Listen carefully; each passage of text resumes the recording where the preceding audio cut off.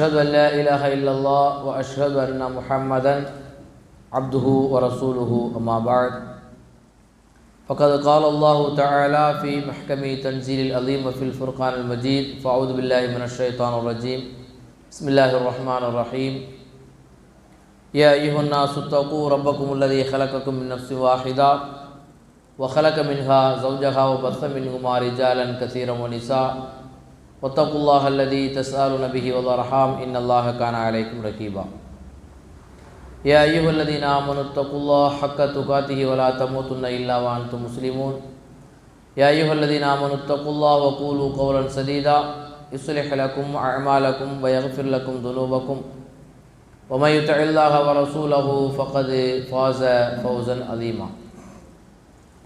அளவற்ற அருளாளனும் நிகரற்ற அன்புடையவனுமாகிய அல்லாஹ்வின் திருப்பெயரால் ஆரம்பம் செய்கிறேன்.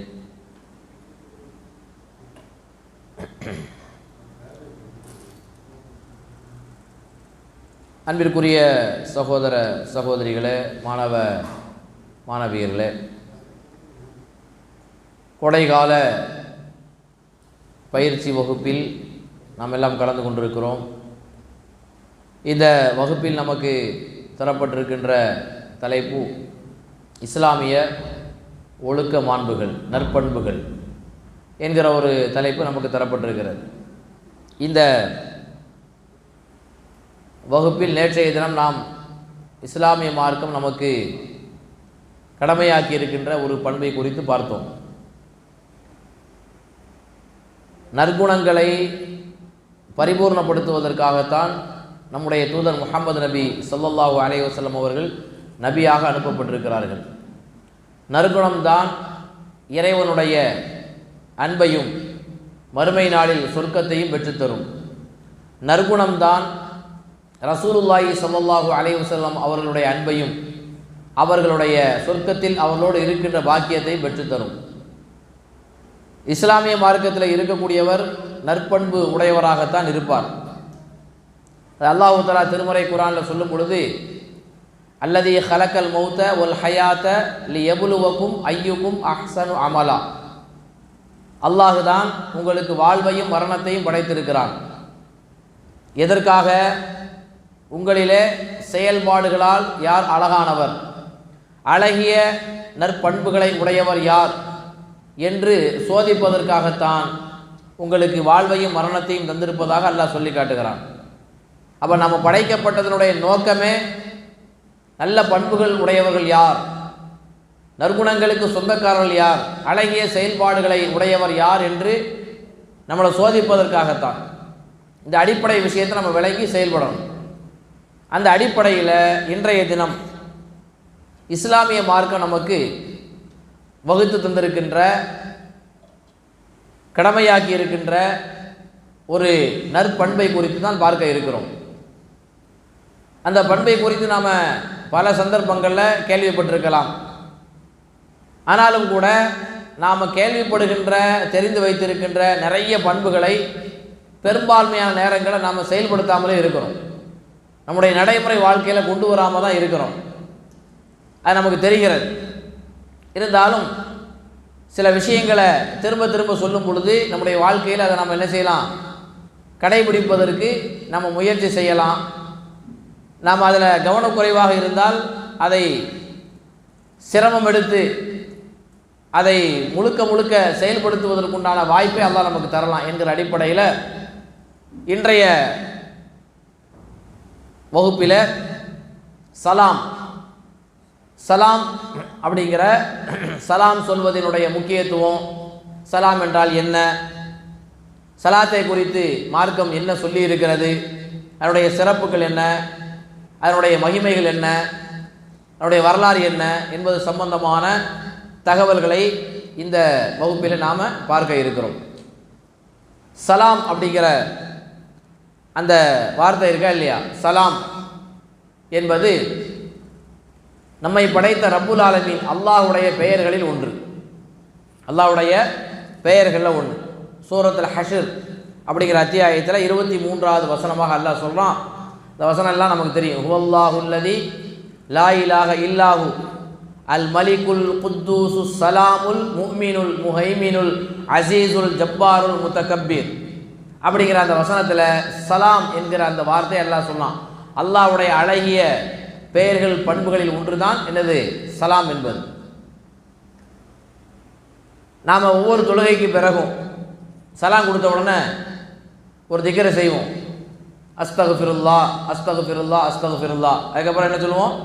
அல்லாஹும்ம அன்த சலாம் வ மின்க சலாம் தபாரக்த யாதல் ஜலாலி வல் இக்ராம். சலாம் என்றால் என்ன? இந்த சலாம் என்கிற இந்த வார்த்தைக்கு இது அல்லாஹ்வுடைய பெயர்னு பார்த்தோம். அல்லாஹ்வுடைய பெயர். அதே மாதிரி சலாம் கொடுத்ததற்கு பிறகு அல்லாஹும்ம இறைவா அன்த சலாம், நீ தான் சலாம், வமின்க சலாம், உன்னிடமிருந்து தான் சலாம் வருகிறது. தபாரக்த யாதல் ஜலாலி வல் இக்ராம், கண்ணியத்துக்குரியவனே நீ உயர்ந்தவன், பரக்கத்து பொருந்தியவன் அப்படிங்கிற ஒரு துவாவை நம்ம சொல்லுவோம். சலாம் என்பதற்கு என்ன அர்த்தம் அப்படிங்கிறத பார்க்கணும்.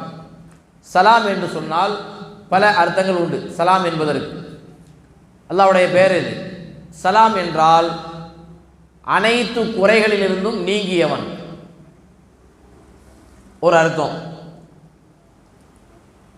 ரெண்டாவது பாதுகாப்பு தருபவன். சலாம் என்றால் நிம்மதி தருபவன், பாதுகாப்பு தருபவன், பாதுகாப்பு அளிப்பவன். ஒன்று அனைத்து குறைகளிலிருந்தும் பரிசுத்தமானவன், அனைத்து குறைகளிலிருந்தும் அல்லாஹ் நீங்கியவன், பரிசுத்தமானவன் என்கிற ஒரு பொருள் இருக்கிறது. இன்னொரு பொருள் என்னன்னா அல்லாஹும் அன்த சலாம், இறைவா நீதான் பாதுகாப்பு தருபவன், வ மின்க சலாம், உன்னிடமிருந்து தான் நாங்கள் பாதுகாப்பை தேடுகிறோம். உன்னிடமிருந்து தான் இந்த உலகத்தின் தீமைகள் நிறைய உண்டு, மறுமையின் தீமைகள் உண்டு. உலகத்தின் தீமைகளிலிருந்தும் மறுமையின் தீமைகளிலிருந்தும் பாதுகாப்பை உன்னிடத்தில் நாங்கள் வேண்டுகிறோம். வ மின்க சலாம்னா அதான். அல்லாஹும்ம இறைவா அன்த சலாம், நீ பாதுகாப்பு தருபவன், நிம்மதி தருபவன். அதனால் நாங்கள் என்ன பண்ணுறோம்? வ மின்க சலாம், உன்னிடமிருந்து தான் பாதுகாப்பை நாங்கள் தேடுகிறோம். அது என்ன பாதுகாப்பு? உலகத்தின் தீமைகள் நிறைய உண்டு. அது மனிதர்களால் தீமை ஏற்படலாம், ஜின்களால் தீமைகள் ஏற்படலாம், ஷைத்தான்களால் தீமை ஏற்படலாம், அல்லது இறைவன் படைத்த வேறு படைப்புகள், விஷஜந்துக்கள், அந்த மாதிரியான படைப்புகளிலிருந்து தீங்கு வரலாம். இப்படி எந்த தீங்குகளாக இருந்தாலும் சரி, உலகத்தின் தீங்குகளில் இருந்தும் மறுமையின் தீங்குகளில் இருந்தும் உன்னிடத்தில் நாங்கள் பாதுகாப்பு தேடுகிறோம். வ மின்க சலாம், உன்னிடத்தில் தான் அந்த பாதுகாப்பு இருக்கிறது, உங்கள்கிட்ட தான் பாதுகாப்பு தேடுறோம். அப்போ சலாம் என்கிற அந்த வார்த்தைக்கு என்ன பொருள்? சலாம் என்பதற்கு என்ன பொருள்? பாதுகாப்பு தருபவன், ஈடேற்றம் அளிப்பவன் அப்படிங்கிற அர்த்தம். சரி, நம்ம மறுமை நாளில் சொர்க்கத்துக்கு போவோம். அந்த சொர்க்கத்தினுடைய பெயர்களில் ஒரு பேர் என்ன பேர்? தாரு சலாம். அல்லாஹ் திருமறை குர்ஆனில் சூரா யூனுஸ் 25வது வசனம் அதில் சொல்லலாம், வல்லாஹு யதுஉ இலா தாரி சலாம், அல்லாஹ் உங்களை தாரு சலாமின் பக்கம் அழைக்கிறான். தார்னா வீடு, சலாம்னா என்ன? பாதுகாப்பு தருகின்ற இல்லம். ஒன்று முதல்ல ஒரு அர்த்தம் சொன்னோம். என்ன சொன்னோம்? அனைத்து குறைகளிலிருந்தும் நீங்கியவன், பரிசுத்தமானவன். சொர்க்கம் அப்படித்தான். சொர்க்கத்தில் எந்த குறையும் கிடையாது. உலகத்தில் ஏராளமான பலகீனங்கள், குறைகள் உண்டு, அப்படித்தானே? சொர்க்கத்தில் எந்த பலகீனமும் கிடையாது, எந்த குறையும் கிடையாது. உலகத்தில் ஒரு ஆடை உடுத்திருப்போம், அந்த ஆடை இத்து போகலாம். சொர்க்கத்தில் ஆடை இத்து போகாது. உலகத்தில் சாப்பிடுகின்ற சாப்பாடு கழிவாக வெளியில் வரும். மறு உலகத்தில் கழிவு கிடையாது, அங்கே சிறுநீரும் கிடையாது, மலமும் கிடையாது. உலகத்தில் நாம் சின்ன பிள்ளையாக இருப்போம், அதுக்கப்புறம் இளமை பருவத்தில் வருவோம், இப்போ முதுமை பருவம் வருவோம். அங்கே அப்படி முதுமை அடையவே மாட்டார்கள், ஃபுல்லாக இளமை தான். இப்படி ஒவ்வொன்றே சொல்லிட்டு போகலாம் நிறைய. உலகம் குறை உள்ளது, ஆகிரத்து குறைகளுக்கு அப்பாற்பட்ட குறையே கிடையாதாங்க. சொர்க்கம் என்பது குறைகளுக்கு அப்பாற்பட்ட பெர்ஃபெக்டான, பரிசுத்தமான ஒரு இல்லம் தான் சொர்க்கம் என்பது. அங்கே எல்லாம் பெர்ஃபெக்டாக இருக்கும், பரிசுத்தமாக இருக்கும், எந்த கலப்படமும் அங்கே கிடையாது. அப்போ அங்கே பரிசுத்தம், அதே நேரத்தில் குறைகளுக்கு அப்பாற்பட்ட ஒரு இடம், அதே நேரத்தில் அது பாதுகாப்பு தருகின்ற இல்லம். பாதுகாப்பு தரும். சொர்க்கத்துக்கு போனால் பாதுகாப்பு தான். சொர்க்கத்துக்கு போனால் நிம்மதி தான், அங்கே எந்த கவலையும் கிடையாது, எந்த பயமும் கிடையாது, யாரை கண்டும் பயப்படணுங்கிற அவசியமும் கிடையாது. அதனால தான் அந்த சொர்க்கத்திற்கு அல்லாஹ் என்ன பேர் வச்சிருக்கிறான்? தாருஸ் சலாம், பாதுகாப்பு தருகின்ற கேந்திரம், பாதுகாப்பு தருகின்ற இல்லம். அந்த பாதுகாப்பு தருகின்ற இல்லமாக இருக்கின்ற சொர்க்கத்தின் பக்கம் அல்லாஹ் அழைக்கிறான். அல்லாஹ் அவனுடைய பேரை சொர்க்கத்துக்கு சூட்டியிருக்கிறான். அல்லாஹ்வுடைய பேர் தான் சலாம். அந்த பேரை அல்லாஹ் சொர்க்கத்துக்கு என்ன பண்ணியிருக்கிறான்? தாருஸ் சலாம் என்று சொல்கிறான். இப்போ சலாத்தை பற்றிய ஒரு சின்ன இன்ட்ரோடக்ஷன் தான் இது. இப்போ இந்த சலாத்தை அல்லாஹ் நமக்கு கடமையாக்கி இருக்கிறான். சலாம் என்பது கட்டாய கடமையா அல்லது விரும்பத்தக்க ஒரு சுன்னத்தா அப்படின்னு கேட்டால் அறிஞர்களுக்கு மத்தியில் கருத்து வேறுபாடு இருக்குது. சில பேர் கட்டாய கடமை என்று சொல்கிறார்கள், சில பேர் அது சுன்னத்து தான்ங்கிறாங்க. ரெண்டு பேருமே அதுக்குண்டான ஆதாரங்களை வைக்கிறாங்க. ஆக மொத்தம் சலாம் சொல்லணும். சலாம் என்பது ஒரு துவா. சலாம் என்பது அது ஒரு பிரார்த்தனை. நேற்று பிரார்த்தனை பற்றி தான் நம்ம பார்த்தோம். சலாம் என்பது ஒரு பிரார்த்தனை. அது ஒரு சகோதரன் தன் சகோதரனுக்கு செய்கின்ற ஒரு பிரார்த்தனை. அது அதனுடைய மீனிங் என்ன? அஸ்ஸலாமு அலைக்கும் வ ரஹ்மத்துல்லாஹி வ பரகாத்துஹு. அஸ்ஸலாமு அலைக்கும் வ ரஹ்மத்துல்லாஹி வ பரகாத்துஹு. அஸ்ஸலாமு அலைக்கும், அஸ்ஸலாமு அலைக்கும், உங்கள் மீது. நம்ம தமிழ் அர்த்தம் வச்சிருக்கோம் எப்படி? உங்கள் மீது சாந்தியும் சமாதானமும் உண்டாகட்டும். வ ரஹ்மத்துல்லா, அல்லாஹ்வுடைய அருளும் உண்டாகட்டும். வ பரகாத்துஹு, அல்லாஹ்வுடைய பரக்கத்தும் உங்களுக்கு கிடைக்கட்டும் அப்படி சொல்கிறோம். அஸ்ஸலாமு அலைக்கும், அஸ்ஸலாமு அலைக்கும், உங்கள் மீது சலாம் உண்டாகட்டும். சலாம் என்று சொன்னால் என்ன அர்த்தம்? சாந்தியும் சமாதானம் அப்படி நம்ம சொல்கிறோம். அப்படின்னா என்ன? பாதுகாப்பு உங்களுக்கு கிடைக்கட்டும், அல்லாஹ்வுடைய பாதுகாப்பு உங்களுக்கு கிடைக்கட்டும். ஒரு ரஹ்மத்துல்லா, அல்லாஹ்வுடைய அருளும் உங்களுக்கு கிடைக்கட்டும். ஒரு பரக்காத்துஹு, அல்லாஹ்வுடைய பரக்கத்துகளும் உங்களுக்கு கிடைக்கட்டும் அப்படின்னு நம்ம துவா செய்கிறோம். சரி, சலாம் என்பது இதனுடைய ஃபுல் டீட்டெயில்ஸ் நம்ம கண்டினியூவாக பார்ப்போம். சலாம் என்பது அன்பை விதைக்கும் முதல் காரணிகளில் ஒரு காரணியாக இருக்குது. சலாமுங்கிறது நமக்கு இடையில், சகோதரர்களுக்கு இடையில் அன்பை ஏற்படுத்துகின்ற, ஒரு பாசத்தை ஏற்படுத்துகின்ற, ஒரு சகோதரத்துவ பிணைப்பை ஏற்படுத்துகின்ற ஒரு மகத்தான கருவி சலாம். எடுத்த எடுப்பிலேயே ஒரு சகோதரன் இன்னொரு இஸ்லாமிய மார்க்கத்தில் இருக்கின்ற ஒரு சகோதரன் இன்னொரு சகோதரன் நேசிக்கணும், அது கட்டாய கடமை. ஒரு முஸ்லீம் இன்னொரு முஸ்லீமை நேசிக்கணும். அந்த நேசத்தை விதைக்கின்ற முதல் காரணம் இதுதான், சலாம் தான். ஒரு சகோதரன் இன்னொரு சகோதரனுக்கு மத்தியில் அன்பை விதைக்கணும், பாசத்தை பொழியணும். அதுக்கு பல காரணங்களை மார்க்க சொல்லி கொடுத்துருக்கு. ஒருத்தர் இன்னொருத்தரை நேசிப்பதற்கு பல வழிகளை சொல்லி தந்திருக்குது. என்னென்னலாம் செஞ்சால் ஒருத்தர் இன்னொருத்தரை நேசிப்பார். அதுக்கு முதல் வழி என்னது? சலாம் தான். சலாத்தை நம்ம சொன்னோன்னு சொன்னால் ஒரு சகோதரன் இன்னொரு சகோதரனுக்கு மத்தியில் என்ன வந்துடும்? அன்பு ஏற்பட்டுரும், பாசம் ஏற்பட்டுடும். சரி, அதே நேரத்தில் பகைமையை, சகோதரர்களுக்கு மத்தியில் ஏற்பட்டிருக்கின்ற பகைமை, காழ்ப்புணர்ச்சி, தீய எண்ணங்கள், சண்டை சச்சரவுகள், இதையெல்லாம் போக்குவதற்குண்டான அருமருந்து சலாம் தான். நமக்கு மத்தியில் சண்டை ஏற்பட்டிருக்குது, பகைமை ஏற்பட்டிருக்குது, ரெண்டு பேர் சண்டை போட்டு பிரிஞ்சு இருக்கிறாங்க. அந்த பகைமை பயங்கரமாக இருக்குது, பல நாட்களாக பிரிஞ்சு இருக்கிறாங்க.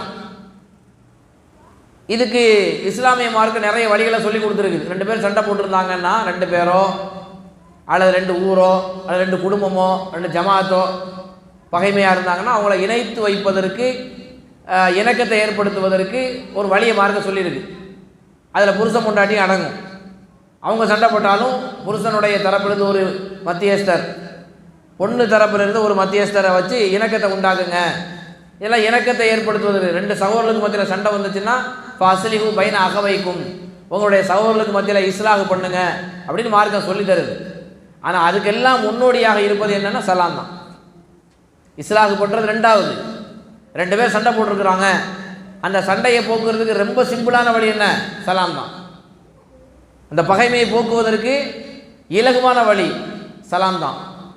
அப்போ அன்பையும் விதைக்குது, அது சகோதரர்களுக்கு மத்தியில் அன்பை விதைக்குது. அதே நேரத்தில் பகைமை ஏற்பட்டால் அந்த பகைமையை போக்குகின்ற ஒரு மாமருந்து தான் சலாம். அதே நேரத்தில் மறுமை நாளில் சொர்க்கம் செல்வதற்கு காரணியாக இருப்பதும் இந்த சலாம் தான். இதை எல்லாத்தையும் சேர்த்து ரசூலுல்லாஹி ஸல்லல்லாஹு அலைஹி வஸல்லம் ஒரு செய்தியில் நமக்கு சொல்லித் தர்றாங்க. முஸ்லீமில் 54வது அறிவிப்பாக இடம்பெற்றிருக்கின்ற ஒரு செய்தி. இந்த ஹதீஸை நம்ம கேள்விப்பட்டிருப்போம். லா ததுகுலுல் ஜன்னத ஹத்தா துமினு வலா துமினு ஹத்தா தஹாபு அவலா அதுல்லுக்கும் அலா ஷையின் இதா ஃபஅல்துமுஹு தஹாபபுதும் லா ததுகுலுல் ஜன்னத ஹத்தா துமினு. நீங்கள் இறை நம்பிக்கை கொள்ளாத வரை சொர்க்கம் போக முடியாது. சொர்க்கம் போகிறதுக்கு அடிப்படை காரணி என்னதான்? ஈமான் தான். சொர்க்கம் போகிறதுக்கு அடிப்படை காரணி இறை நம்பிக்கை. ஈமான் இருந்தால் மட்டும்தான் அல்லாஹ் நம்மளை சொர்க்கத்துக்கு அனுப்புவான். ஈமான் இல்லாமல் எந்த நல்ல அமலை செஞ்சாலும் சரி, அந்த அமல்களை எல்லாம் அல்லாஹ் தஆலா ஏற்றுக்கொள்ளவே மாட்டான், ஈமான் இல்லைன்னா. இது ஒரு அடிப்படையான ஒரு விஷயம். அப்போ சொர்க்கம் போகிறதுக்கு அடிப்படை காரணியே ஈமான் தான். ஈமான் வருவதற்கு பல வழிகளை மார்க்க சொல்லி கொடுத்துருக்கு. நம்ம இடத்துல ஈமான் வருவதற்கு பல வழிகள் உண்டு. இறை நம்பிக்கை ஏற்படுவதற்கு, இறை நம்பிக்கை வருவதற்கு நிறைய வழிகள் உண்டு. அதில் இறை நம்பிக்கை ஏற்படுவதற்கான வழிகள் என்ன? நிறைய உண்டு. அதில் ஒரு வழி என்னன்னு சொன்னால், ஒருத்தர் நேசிக்கணும். வலா துமினு ஹத்தா தஹாபு. நீங்கள் ஒருத்தர் நேசிக்காத வரை இறை நம்பிக்கை கொண்டவர்களாக ஆக முடியாது. உங்ககிட்ட ஈமான் வரணும்னா நீங்கள் என்ன பண்ணணும்? ஒருத்தர் நேசிக்கணும். சண்டை போட்டுட்டு இருக்கக்கூடாது. ஒருத்தர் பகையாளியாகவே இருக்கிறார், யாரை பார்த்தாலும் சண்டை, எப்போ பார்த்தாலும் பிரச்சனை, யார்கிட்டையும் பேச மாட்டார். அவர்கிட்ட ஈமான் பலகீனமாக இருக்குன்னு அர்த்தம். ஈமான் சரியில்லாத ஈமான் இருக்குன்னு அர்த்தம். அவர் சரியாக ஈமான் கொள்ளலன்னு அர்த்தம். பெர்ஃபெக்டான ஈமான் அவர்கள்ட்ட இல்லைன்னு அர்த்தம். அப்போ ரசூல் ஸல்லல்லாஹு என்ன சொல்கிறாங்கன்னா, வலா துமினு ஹத்தா தஹாபு. ஒருத்தருக்கு நீங்கள் நேசிக்காத வரை, அன்பு செலுத்தாத வரை நீங்கள் இறை நம்பிக்கை கொண்டவர்களாக ஆக முடியாது அப்படி சொல்லுது மார்க்கம். அப்போ ரசூல் ஸல்லல்லாஹு சொல்லிட்டு சொல்லுவாங்க, அவலா அதுல்லுக்கும் அலா ஷையின் இதா ஃபஅல்துமுஹு தஹாபபுதும். நான் உங்களுக்கு ஒரு விஷயத்தை சொல்லி தரட்டுமா? அந்த விஷயத்தை நீங்கள் செஞ்சீங்கன்னா உங்களுக்கு மத்தியில் அன்பு ஏற்பட்டுடும். ஒருத்தருக்கு நேசிக்க ஆரம்பிச்சிருவீங்க. ஒருத்தருக்கு நீங்கள் நேசிக்க ஆரம்பிச்சிட்டிங்கன்னா உங்ககிட்ட ஈமான் வந்துடும். ஈமான் வந்தால் நீங்கள் சொர்க்கம் போயிடுவீங்க. அப்போ ஒருத்தர் நேசிக்கக்கூடிய ஒரு அமலை நான் உங்களுக்கு சொல்லிக் கொடுக்கட்டுமா? சொல்லிட்டு ரசூல் ஸல்லல்லாஹு சொல்லுவாங்க, அஃஷு ஸலாம பைனக்கும். உங்களுக்கு மத்தியில் சலாத்தை பரப்புங்கள். சலாம் சொல்லுங்கன்னு சொல்லலை, சலாத்தை பரவலாக்குங்கள் அப்படின்னு ரசூலுல்லாஹி ஸல்லல்லாஹு அலைஹி வஸல்லம் சொல்லுவாங்க. அப்போ நல்ல விளங்கிக்கிறணும், சலாம் என்பது நமக்கு உள்ளங்களுக்கு மத்தியில் அன்பை ஏற்படுத்துகின்ற மகத்தான ஒரு மாமருந்தது. ஒரு சகோதரனுக்கும் இன்னொரு சகோதரனுக்கும் இடையில் அன்பை ஏற்படுத்துகின்ற ஒரு பிணைப்பை, ஒரு இணைப்பை, ஒரு தொடர்பை ஏற்படுத்துகின்ற மகத்தான ஒரு மாமருந்து தான் சலாம். அந்த அன்பு, பாசம், சகோதரத்துவ நேசம் வந்துருச்சுன்னு சொன்னால் ஈமான் வந்துருச்சுன்னு அர்த்தம். ஈமான் வந்தால் சொர்க்கத்துக்கு போயிடலாம். அப்போ இந்த ஒரு விஷயத்தை நம்ம கவனத்தில் கொள்ளணும். அடுத்ததாக ரசூலுல்லாஹி ஸல்லல்லாஹு அலைஹி வஸல்லம் கிட்ட கேட்கப்படுது, ஐயுல் இஸ்லாமி ஹைருன். இஸ்லாத்தில் சிறந்த செயல் எதுன்னு கேட்கப்படுகிறது. இஸ்லாத்தில் சிறந்த செயல், நல்ல ஒரு விஷயத்தை விளங்கிக்கிறங்க. சகாபாக்களில் பல நபி தோழர்கள் பல சந்தர்ப்பங்களில் பல கேள்விகளை ரசூலுல்லாஹி இடத்துல கேட்டிருக்கிறாங்க.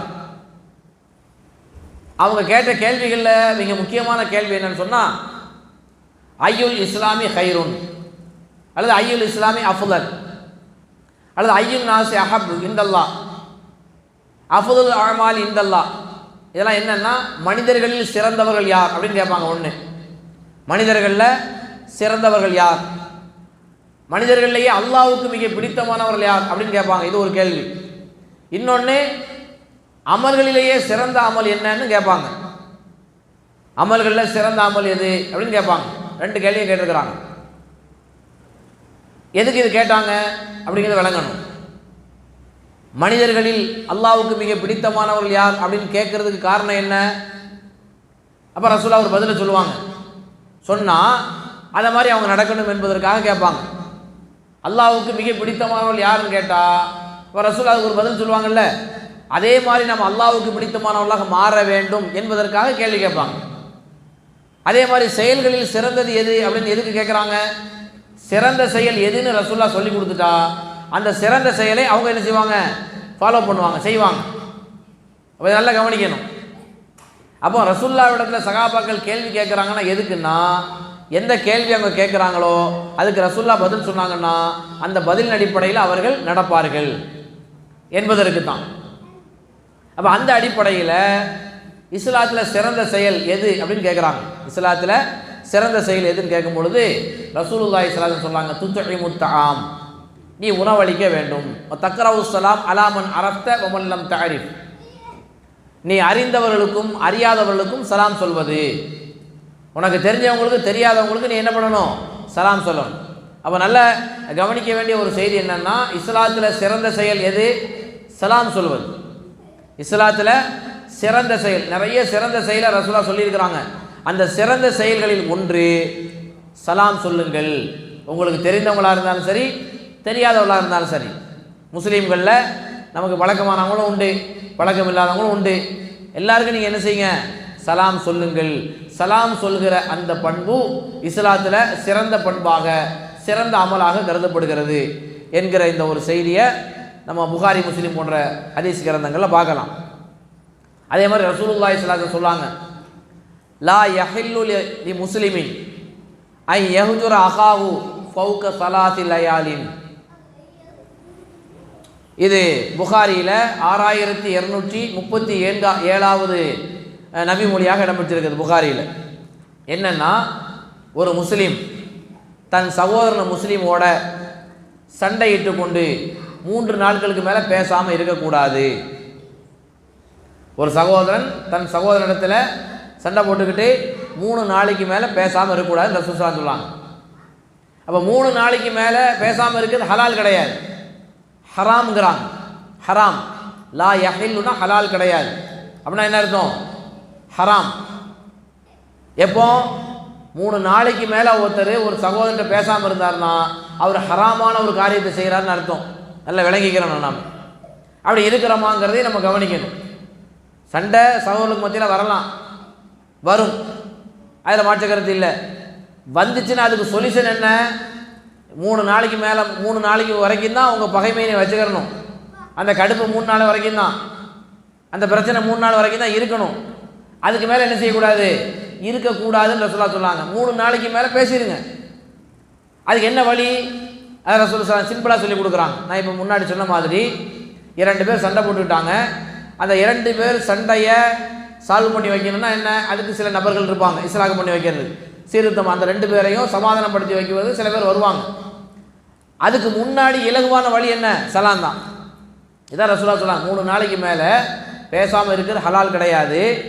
அப்போ ரசூலுல்லாஹி ஸல்லல்லாஹு அலைஹி வஸல்லம் அவருடைய நடவடிக்கையை சொல்லாங்க. சண்டை போட்டாரா, பேசாமல் இருக்கிறாரா? அப்போ ரசூலுல்லாஹ் சொல்லாங்க, ஃபயசுத்து ஹாதா ஃபயசுத்து ஹாதா. ஒரு வாயத்தில் எப்படி வருது? ஃபயஅரிது அன் ஹாதா ஃபயஅரிது அன் ஹாதா. இது 2 பேரும் சந்திக்கிறாங்க. எல் தக்கியானி 2 பேரும் சந்திக்கிறாங்க. சண்டை போட்ட 2 பேர் சந்திக்கும் பொழுது இவர் முகத்தை விட்டு அவர் முகத்தை திருப்பிக்கிறாரு, அவர் முகத்தை விட்டு இவர் திருப்பிக்கிறாரு. மூஞ்சியை திருப்பிட்டு போகிறாங்க 2 பேருமே. ஏன்னா 2 பேரும் சண்டை போட்டுக்கிறாங்க. சண்டை போட்ட ஆட்களை நம்ம பார்க்குற சில பேரை பார்க்குறோம், பள்ளிவாசல் கூட கிட்ட கூட நிற்க மாட்டாங்க சப்பில். சண்டை போட்ட ஆட்கள் அவர் வந்து நின்றுட்டாங்க, டக்குன்னு அங்கே போயிடுவாங்க. யதார்த்தமாக வந்து நிற்கும் பொழுது நான் கண் கூட பார்த்துருக்கிறேன். நான் தொழுகை என்பது அதுவும் சகோதரத்துவ பாசத்தை ஏற்படுத்துகின்ற இபாதத்துகளில் ஒன்று. அங்கே தொழுகையில் வந்து நம்ம நின்றுட்டோம்னா தோளோட தோள், காலோடு கால் நிற்கும் பொழுது அங்கே ஒரு இணைப்பு, ஒரு அன்பு பாசம் ஏற்படுது. அதையும் பொருட்படுத்தாமல் என்ன செய்யறாங்க? பிரிஞ்சு நிற்கிறாங்க. சண்டை போட்டாங்க இருக்காங்க. இவனுக்கு முன்னாடி நான் நிற்க மாட்டேன், இந்த ஆளுக்கு பக்கத்தில் நான் நிற்க முடியாது, என்ன பகையாளி, அவர் சண்டையாளி. அப்போது ரசூலுல்லாஹி ஸல்லல்லாஹு அலைஹி வஸல்லம் சொல்லாங்க, இவரை பார்த்தா அவர், அவரை பார்த்தா இவர் முகத்தை திருப்பிட்டு போகிறாங்க. இப்போ ரசூலுல்லாஹி ஸல்லல்லாஹு அலைஹி வஸல்லம் சொல்கிறாங்க, வ கைருஹும் அல்லதி யப்தஉ பிஸ்ஸலாம். இந்த 2 பேரில் சிறந்தவர் யார் தெரியுமா? சலாத்தை கொண்டு யார் முந்துகிறாரோ அவர் தான் சிறந்தவர். இங்கே ரசூலுல்லாஹ் வேறு பிரச்சனையெல்லாம் கேட்கல. சண்டை போட்டாங்க, ஏன்பா நீ ஏன்பா அவன்கிட்ட சண்டை போட்ட, நீ அவன்கிட்ட சண்டை போட்ட, சரி அப்படிலாம் இருக்கு, அப்படிலாம் கிடையாது. அது சண்டை வரும், ஏதாவது காரணம் சொல்லுவாங்க. சண்டை போட்டவங்கள்ட்ட நீங்கள் போய் கேளுங்களேன், 2 தரப்புமே ஒரு காரணத்தை வச்சுருப்பாங்க. அவர் தான் நிரபராதிங்கிற மாதிரி அவர் தன் தரப்பை நியாயப்படுத்துவார். ஆப்போசிட் பார்ட்டி கேட்டிங்கன்னா அவங்க தான் ஏதோ நல்ல ஒரு மாதிரி அவங்களும் பேசுவாங்க. நமக்கு சில நேரம் மண்டை காஞ்சிரும், யார் சொல்கிறதுப்பா உண்மை? அங்கே போய் கேட்டாலும் அவர் சொல்கிறதும் கரெக்டாக தான் இருக்குது, இங்கே வந்து கேட்டாலும் இவர் சொல்கிறது தான் கரெக்டாக இருக்குது. இங்கெல்லாம் வந்து யார் சரி பண்ணாங்க யார் தப்பு பண்ணாங்கலாம் பார்க்கக்கூடாது. ரசூலா என்ன சொல்கிறாங்க, உங்கள் 2 பேரில் நீங்கள் யார் சிறந்தவங்க? தப்பு அவர்கிட்ட இருக்கலாம், உங்ககிட்ட இருக்கலாம், அதெல்லாம் விட்டுடுங்க, அஸ்ஸலாமு அலைக்கும் சொல்லு, முடிஞ்சு போச்சு. நீ சிறந்தவர், பிரச்சனையை பேசி பெருசாக வேண்டாங்கிறாங்க ரசூல் ஸல்லல்லாஹு அலைஹி வஸல்லம். சண்டை வந்துருச்சுல்ல, பிரிஞ்சிட்டீங்கல்ல, இப்போ சேரணும். சேர்றதுக்கு என்ன வழி? நீ பேசுனதானப்பா நான் சண்டை போட்டேன், அல்லது நீ பேசுனதால நானும் சண்டை போட்டேன், அதனால தான் எங்கள் 2 அப்படிலாம் பேசாதீங்க. பார்க்குறீங்களா, அஸ்ஸலாமு அலைக்கும் கையை கொடுங்க, முடிஞ்சு போச்சு. யார் முதல்ல சலாத்தை கொண்டு முந்துகிறாரோ அவர் தான் சிறந்தவர். இங்கே ரசூல் ஸல்லல்லாஹு அலைஹி வஸல்லம் அவர்கள் இதைத்தான் நம்ம கவனிக்கணும். சிறந்த செயல்பாடு உடையவர்களாக நம்மளை மார்க்க ஆக்குது. சண்டை வர்றது இயல்பு. நீங்கள் தலை சிறந்தவங்களாக மாறணுமா, அதுக்கு என்ன பண்ணணும்? சலாத்தை கொண்டு ஆரம்பிச்சிருங்க. அவர் தான் தப்பு பண்ணியிருப்பான்னு, உதாரணத்துக்கு நம்ம மேலே தப்பு இல்லை, அவர் தான் நம்மளை திட்டிருக்கார், அசிங்கப்படுத்தியிருக்கிறார், அதனால் பிரிஞ்சிட்டோம். நம்ம என்ன செய்யக்கூடாது, அவன் தானே பேசினா, என் மேலே தப்பு இல்லை, நான் ஏன் போகணும் அப்படின்னு நினைக்கக்கூடாது. இப்போ என்ன பண்ணணும்? மார்க்கம் என்ன சொல்லியிருக்குது? சிறந்தவர் யார்? நான் சிறந்தவராக இருக்க விரும்புகிறப்பா, சரி தப்பு அவர் மேலே இருக்கட்டும், அஸ்ஸலாமு அலைக்கும், முடிஞ்சிருச்சு. அப்போது இலகுவான 2 பேர் சண்டை போட்டுட்டாங்கன்னா அந்த சண்டையை சிம்பிளாக தீர்த்து கொள்வதற்கான வழி என்னது? சலாத்தை கொண்டு முந்திக்கிருங்க என்று மார்க்கம் நமக்கு சொல்லுது. சரி, அதே மாதிரி சலாம் என்பது நமக்கு ஏராளமான நன்மைகளை பெற்றுத்தருகின்ற ஒரு அம்சமாக இருக்கிறது. நான் முதல்ல ஒன்று சொன்னேன், சலாம் என்பது அல்லாஹ்வுடைய பெயர்களில் ஒன்று, சரிங்களா? அப்போ அந்த சலாத்தை தான் நாம் மக்களுக்கு மத்தியில் என்ன செய்கிறோம்? பரப்புகிறோம். அப்போ அந்த சலாத்தின் மூலமாக நமக்கு என்ன கிடைக்கும் நினச்சி பாருங்கள். சலாத்துக்கு நம்ம சொன்னோம், சலாத்துக்கு என்ன விளக்கம் சொன்னோம்? இறைவனுடைய பாதுகாப்பும் நிம்மதியும் அமைதியும் உங்களுக்கு கிடைக்கட்டும், அவனுடைய மகஃபிரத்து உங்களுக்கு கிடைக்கட்டும், அவனுடைய பரக்கத்து உங்களுக்கு கிடைக்கட்டும்னு சொல்லி துவா கேட்குறோம். நல்ல விளங்கிக்கிறணும். நான் ஒருத்தருக்கு சலாம் சொல்கிறேன், அவர் பதில் ரிப்பீட் எனக்கு தர்றாரு அப்படின்னா என்ன அர்த்தம் தெரியுமா? இங்கே பாருங்கள், என்னால் உங்களுக்கு எந்த விதமான அச்சுறுத்தலும் கிடையாது, என்னால் உங்களுக்கு பாதுகாப்பு தான், நீங்கள் என்ன கண்டு பயப்பட வேண்டாம், நான் என்னுடைய நாவாலோ கரத்தாலோ உங்களுக்கு தொந்தரவு தரமாட்டேன். இதுதான் சலாத்தினுடைய ஆழமாக ரொம்ப நுணுக்கமாக பார்த்தோன்னா இதுதான் அதனுடைய அர்த்தம். நான் என்ன பண்ணுறேன், ஒரு சகோதரனுக்கு துவா கேட்குறேன், அல்லாஹ்வுடைய பாதுகாப்பு உனக்கு கிடைக்கட்டும், அல்லாஹ் உன்னை மன்னிக்கட்டும், அல்லாஹ்வுடைய பரக்கத்து உனக்கு கிடைக்கட்டும் அப்படின்னு நான் துவா செய்கிறேன். அப்படின்னா என்ன அர்த்தம்? நான் ஒரு சகோதரனுக்கு துவா செய்யும் பொழுது அவனுக்கு தொந்தரவு தருவானா, தீங்கு தருவானா? நானே அவருக்கு துவா செய்கிறேன், அல்லாஹ்வுடைய அன்பு பாசம் கருணை பாதுகாப்பு நிம்மதி எல்லாம் அவனுக்கு கிடைக்கணும்பா அப்படின்னு துவா செஞ்சுட்டு பின்னாடி போய் அவனுக்கு குழி பறிப்பானா? பறிக்க மாட்டேன். அப்படின்னா என்ன விளைக்கணும்? என்னால் உனக்கு எந்த விதமான அச்சுறுத்தலும் இல்லை, என்னால் உனக்கு பாதுகாப்பு தான்ப்பா, என் நாவாலையும் உனக்கு பாதுகாப்பு உண்டு, என் கரத்தாலும் உனக்கு பாதுகாப்பு உண்டு, நீ நிம்மதியாக இருக்கலாம், என்னால் எந்த பிரச்சனையும் உனக்கு வராது. உடனே அதுக்கு பதில் அவர் சொல்லுவார், வா அலைக்கும் அஸ்ஸலாம் வ ரஹ்மத்துல்லாஹி வ பரகாத்துஹு, என்னாலே உனக்கு எந்த பிரச்சனையும் இல்லைப்பா. அவர் திருப்பி என்ன பண்ணுறாரு? இறைவனுடைய சாந்தி சமாதானம் பரக்கத்து பாவ மன்னிப்பு அவனுடைய பாதுகாப்பு எல்லாம் உங்களுக்கு கிடைக்கட்டும் அப்படின்னு அவர் துவா செய்கிறார். நமக்கு அவர் துவா செய்யும் பொழுது அதிலிருந்து நமக்கு என்ன விளங்குது? என்னாலேயும் உனக்கு எந்த விதமான அச்சுறுத்தல் கிடையாது, நான் என்னுடைய நாவால் உனக்கு தொந்தரவு தர மாட்டேன், கரத்தால் உனக்கு தொந்தரவு தர மாட்டேன், என்னால் உனக்கு பாதுகாப்பு தான். எவ்வளோ ஆழமான ஒரு விஷயம் நினச்சி பாருங்கள். இதைத்தான் முதல்ல நான் இன்ட்ரோடக்ஷனில் சொல்லும் பொழுது இப்படி சலாம் என்பது அன்பை விதைக்குது, பகைமையை போக்குகிறது, நன்மைகளையும் பெற்றுத்தருகிறது. என்ன நன்மையை பெற்றுத்தருது அப்படின்னு சொன்னால், ரசூலுல்லாஹி ஸல்லல்லாஹு அலைஹி வஸல்லம் அமர்ந்திருக்கிறாங்க. அப்போ அமர்ந்திருக்கும் பொழுது ஒரு மனிதர் வருகிறார், சகாபாக்கள்லாம் இருக்கிறாங்க. அவர் என்ன பண்ணார்? அஸ்ஸலாமு அலைக்கும் அப்படிங்கிறார். அப்போ ரசூலுல்லாஹி ஸல்லல்லாஹு அலைஹி வஸல்லம் அவருக்கு பதில் சொல்லிட்டு இவருக்கு 10 நன்மைகள் உண்டு அப்படிங்கிறாங்க. இவருக்கு 10 நன்மைகள் உண்டு. இரண்டாவது ஒருத்தர் வராரு, அஸ்ஸலாமு அலைக்கும் வ ரஹ்மத்துல்லாஹி வ ரஹ்மத்துல்லான்னு சொல்லி எக்ஸ்ட்ரா சொல்லார். அஸ்ஸலாமு அலைக்கும் முதல்ல ஒருத்தர் சொல்லார், அவருக்கு 10 நன்மை. ரெண்டாவது வந்தவர் அஸ்ஸலாமு அலைக்கும் வ ரஹ்மத்துல்லா, ரஹ்மத்துல்லாவை சேர்த்து சொல்லார், அவருக்கு ரசூலா பதில் சொல்லிட்டு 20 நன்மைங்கிறாங்க. மூன்றாவதாக ஒருத்தர் வரார், அஸ்ஸலாமு அலைக்கும் வ ரஹ்மத்துல்லாஹி வ பரக்காத்துஹு அப்படிங்கிறார், இவருக்கு 30 நன்மை இருக்குதுங்கிறாங்க. பாருங்க, சலாம் என்பது நன்மைகளை வாரி தருகின்ற ஒன்றா இருக்குது.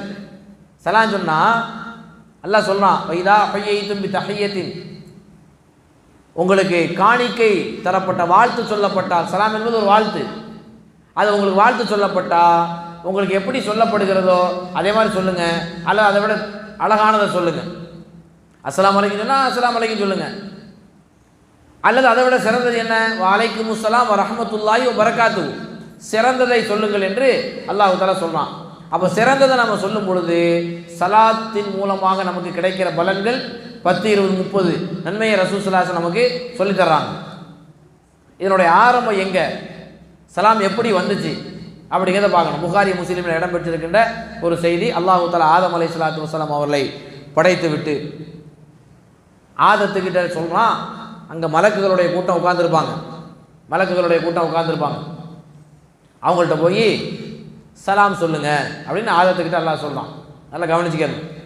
ஃபஸ்ட்டு ஆதம் அலைஹிஸ்ஸலாம் அவர்களை ஆதம் அலைஹிஸ்ஸலாத்து வஸலாமுடைய தோற்றத்தில் அல்லாஹ் படைச்சு அவங்கக்கிட்ட சொல்கிறான், அங்கே மலக்குகளுடைய கூட்டம் அமர்ந்திருப்பார்கள், அவங்கள்ட்ட போய் சலாம் சொல்லுங்க.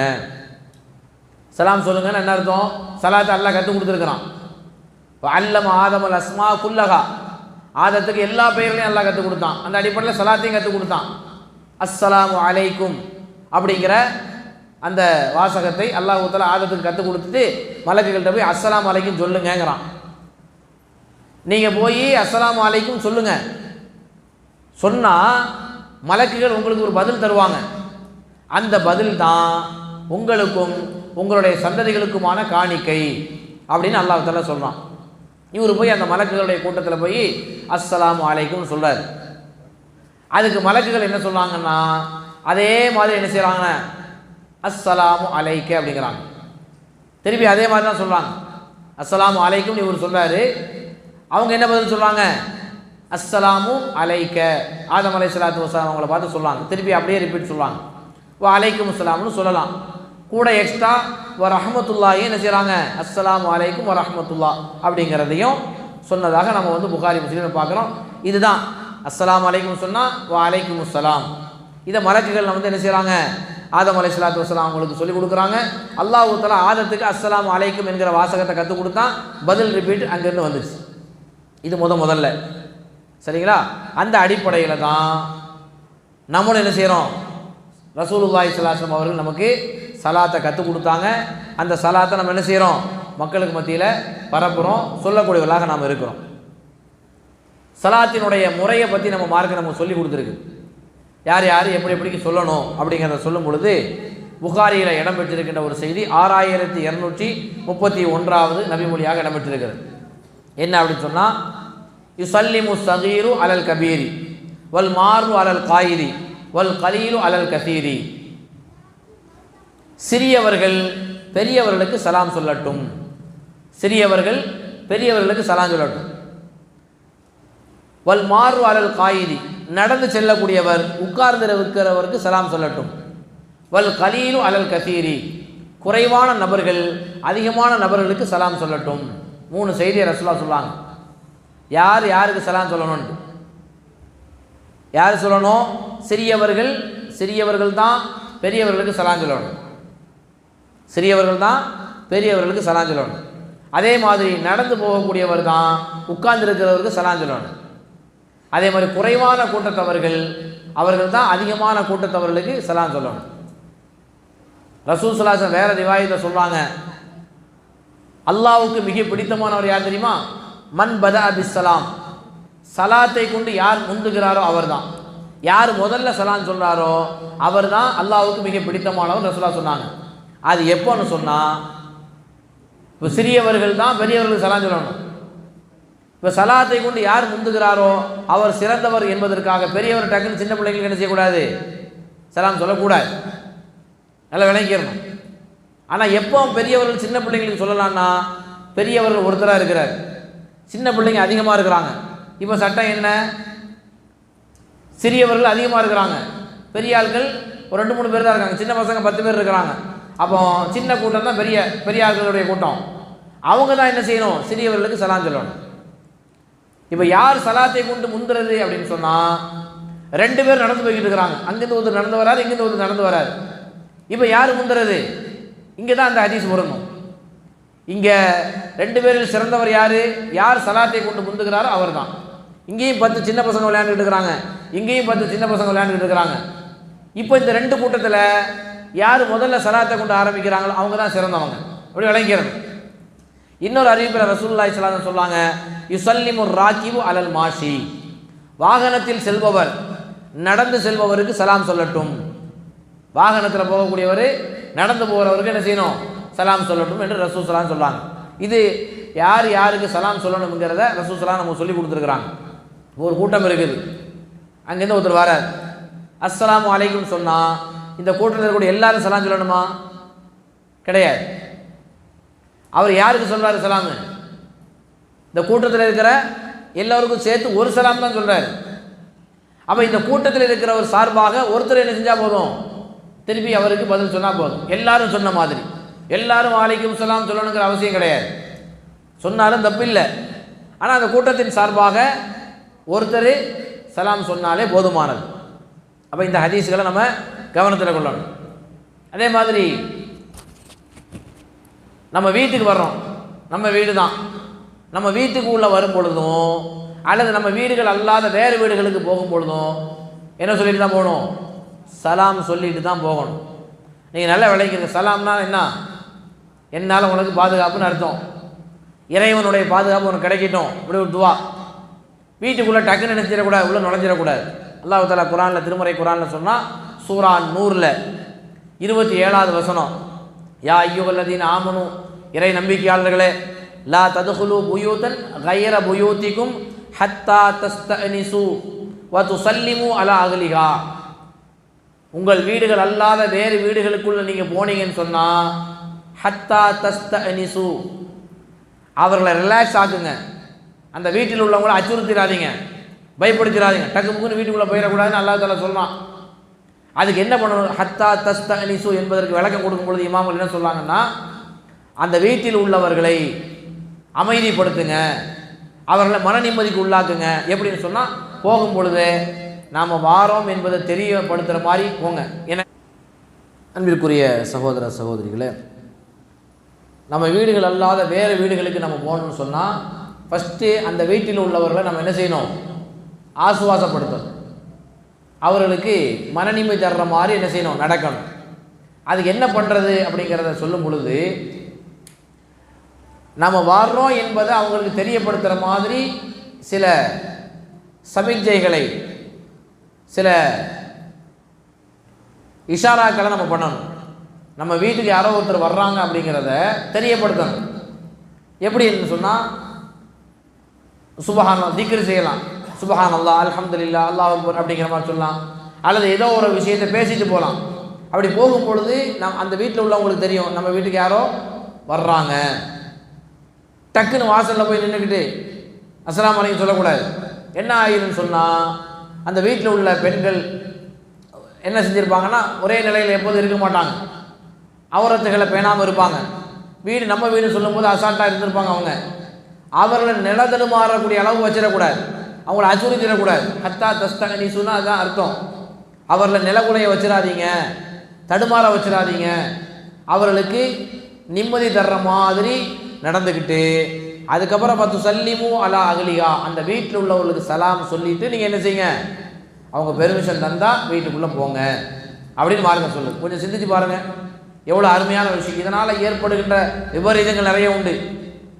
சும்மா டக்குன்னு வீட்டுக்குள்ளே போய் கதை திறந்துட்டு சலாம் சொல்லாமல் அவங்கள ரிலாக்ஸ் படுத்தாமல் போனால் நடக்கின்ற விபரீதங்கள் நிறைய உண்டு. சரிங்களா? இதை நம்ம கவனத்தில் கொள்ளணும். சரி, அதே மாதிரி அல்லாஹ் தஆலா சொல்கிறான், ஒரு வீட்டுக்கு நீங்கள் போகிறீங்க, அந்த வீட்டில் ஆளே இல்லை அப்படின்னா நீங்கள் என்னது ஆனால் உங்கள் கையில் தான் அந்த வீட்டினுடைய சாவி இருக்குது. அப்படி இருந்தாலும் நீங்கள் என்ன பண்ணுங்கள்? சலாம் சொல்லிட்டு அந்த வீட்டுக்குள்ளே போங்க அப்படின்னு மார்க்கம் சொல்லுது. சூரத் 61வது வசனத்தில் அல்லாஹ் தஆலா சொல்கிறான், ஃபைதா தகல்து புயூதன், ஒரு வீட்டுக்குள்ளே நீங்கள் போகிறீங்கன்னா ஃபஸல்லிமு அலா அன்ஃபுசிக்கும், உங்களுக்கு நீங்களே சலாம் சொல்லிக்கிறீங்க. உங்களுக்கு நீங்களே என்ன அர்த்தம்? உங்களுக்கு நீங்களே அந்த சலாம் சொல்லிக்கிறீங்க. ஏன்னா அந்த வீட்டில் யாருமே இல்லை. இது எப்படிப்பட்டதுன்னா, தஹிய்யத்தம் மின் இன்டில்லாஹ் முபாரக்கத்தன் தையிபா. அல்லாஹ் தஆலா சொல்லலாம், இது பரக்கத்து பொருந்தி அல்லாஹ்விடமிருந்து கிடைக்கின்ற மகத்தான ஒரு வாழ்த்து, தூய்மையான ஒரு வாசகம். அப்படிப்பட்ட ஒரு வாசகத்தை உங்களுக்கு நீங்களே சொல்லிக்கிறீங்கன்னு அல்லாஹ் தஆலா சொல்கிறான். சரி, அப்போ வீடுகளுக்குள்ளே போனால் கூட நம்ம என்ன செய்யணும்? நம்ம வீட்டுக்கு போனாலும் சலாம் சொல்லிட்டு தான் போகணும்.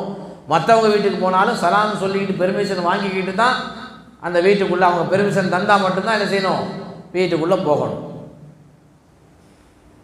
கடை தெருவுக்கு நம்ம போகிறோம், அங்கேயும் நம்ம என்ன செய்யணும்? சலாம் சொல்லணும். அப்துல்லா இப்னு உமர் ரலியல்லாஹு அவர்கள் துஃபைல் இப்னு உபை இப்னு கஅப் ரலியல்லாஹு அன்ஹு, துஃபைல் இப்னு உபை இப்னு கஅப், அப்துல்லா இப்னு உமர் என்ன பண்ணுவார்னா, இந்த துஃபைல் இப்னு உபை இப்னு கஅபை கடைக்கு கூட்டிகிட்டு போவாங்க. நம்ம கடைக்கு போகலான்னு, கடை தெருவுக்கு போகலான்னு அடிக்கடி போவாங்க.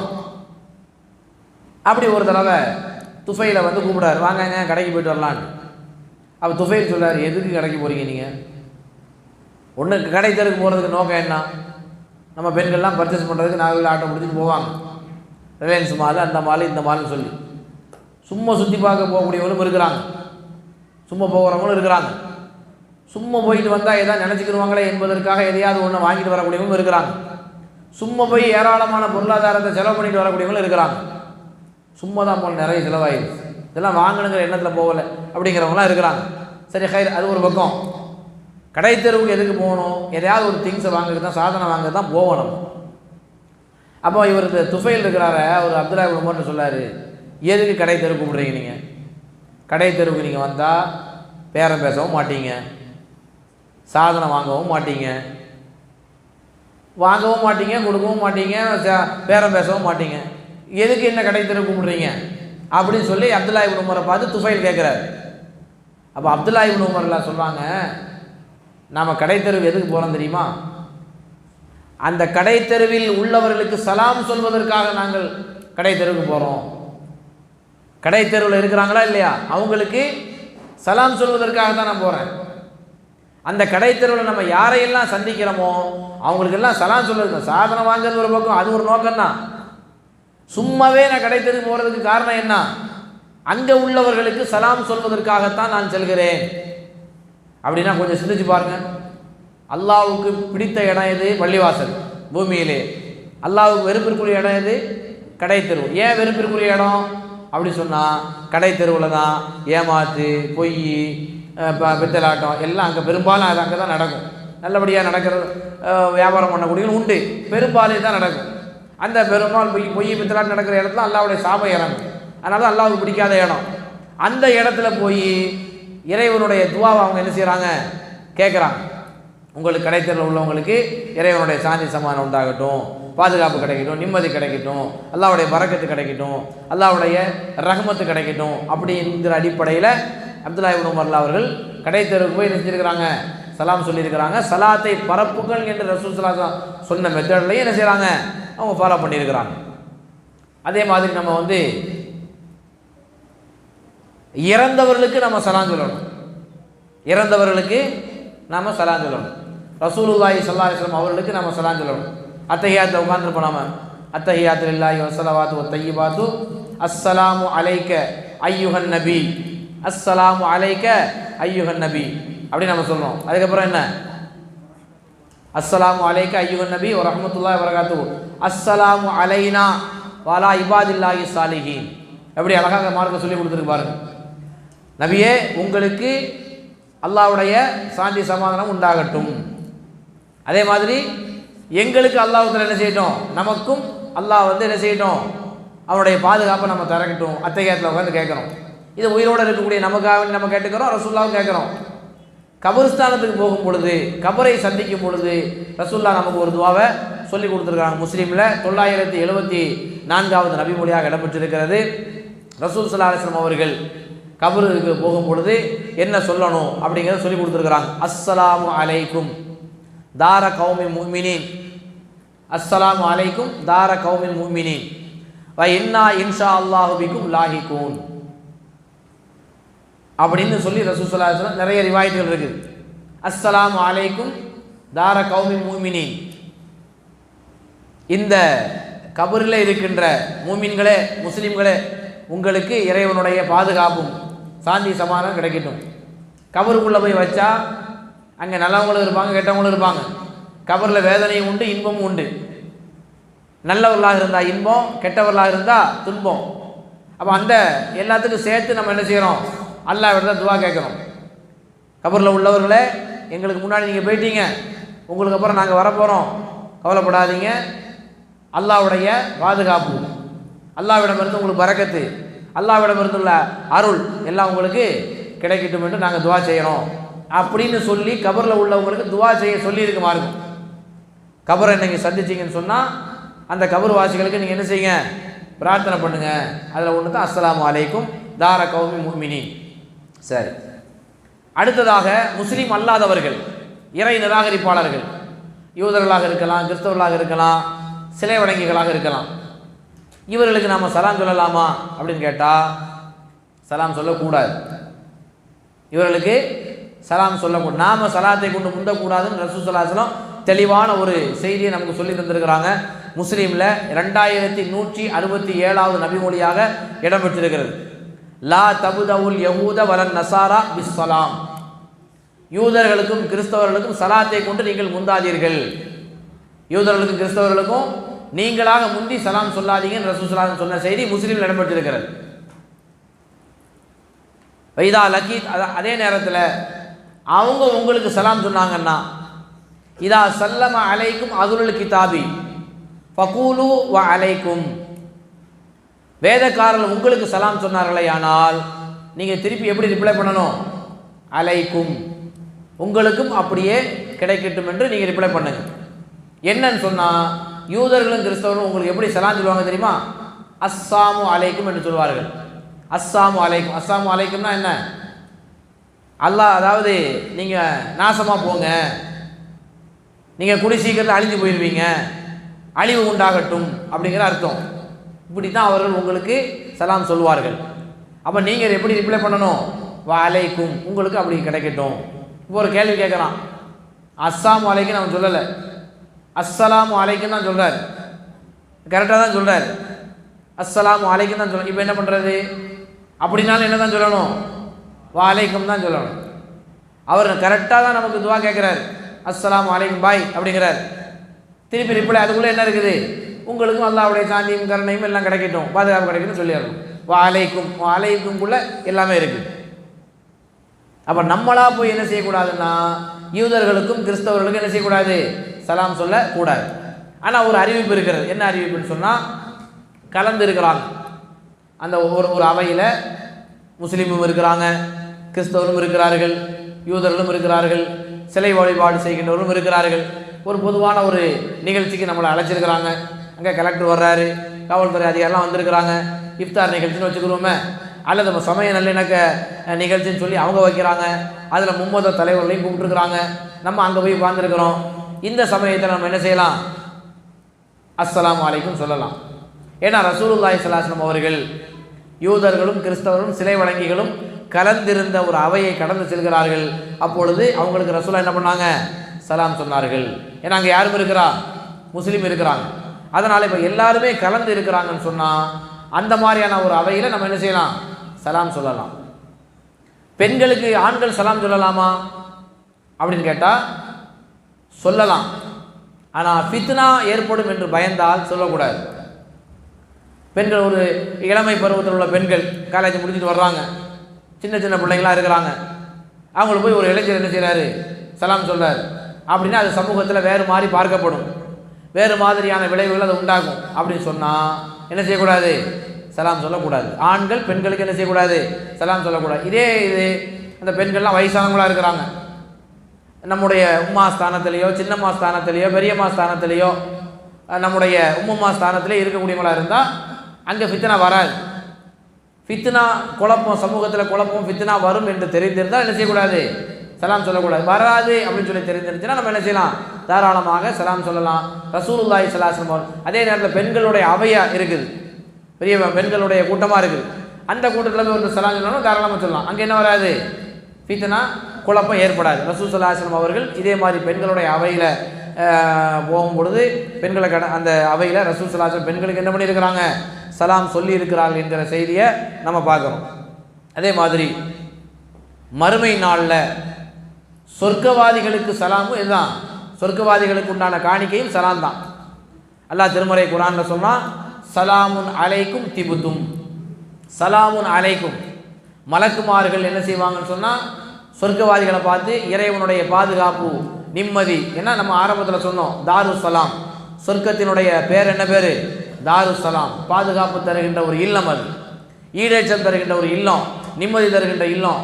அந்த இல்லத்தில் ஒருத்தர் இன்னொருத்தரை பார்த்து உங்களுக்கு பாதுகாப்பு கிடைக்கட்டும் அப்படின்னு என்ன செய்வாங்க? சொர்க்கவாதிகள் ஒருத்தர் இன்னொருத்தரை பார்த்து சொல்லிக்கிடுவாங்க. மலக்குமார்கள் சொர்க்கவாதிகளை பார்த்து என்ன செய்வாங்க? சலாம் சொல்வார்கள் என்கிற செய்திகள்லாம் நம்ம திருமறை குர்ஆனில் பார்க்குறோம்.